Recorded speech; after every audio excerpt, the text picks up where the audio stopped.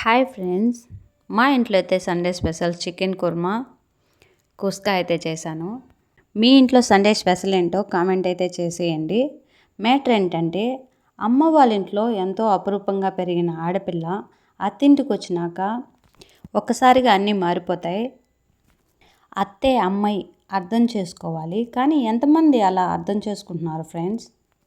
మెట్టినింట్లో అత్త ఆడబిడ్డల టార్చర్ అనేది ఉంటే ఏ ఆడపిల్లకైనా నరకమేనండి.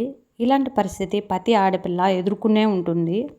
అందుకే అత్త అమ్మ అవ్వలేదు, కోడలు కూతురు అవ్వలేదు ఎప్పటికీ. ఎందుకని కోడల్ని అత్తలు ఎంత ఇబ్బంది పెడతారో నాకైతే అర్థం కావడం లేదు. అత్తలు కూడా ఒకప్పటి కోడళ్ళే కదా, అలాగని అందరు అత్తల్ని అనకూడదు. కొంతమంది కోడలికి వచ్చినప్పుడు మన బిడ్డే కదండి కన్నా ఎక్కువగా మన వంశాన్ని నిలబెడుతుంది. తనకంటూ ఏమీ ఆశించకుండా మన బిడ్డల్ని మనల్ని ఎంతో జాగ్రత్తగా చూసుకుంటుంది. నా విషయంలోనూ ఇలాగే జరిగిందండి.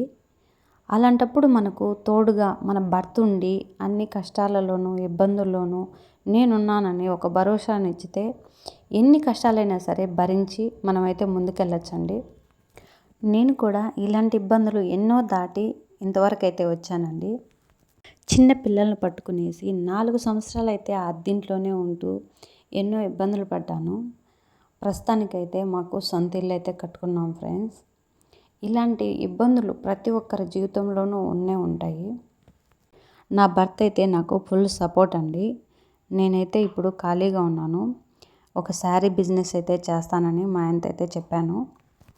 నీ మీదైతే నాకు నమ్మకం ఉంది, నువ్వేదైనా సాధించగలవు అని చెప్పేసి ఎంకరేజ్మెంట్ అయితే చేశాడు. ఇప్పుడైతే ప్రస్తుతం నేనైతే స్టార్ట్ చేసేసాను శారీస్ బిజినెస్ అయితే పర్లేదండి, బాగానే జరుగుతుంది. కానీ మీ సపోర్ట్ అయితే నాకు ఖచ్చితంగా కావాలి.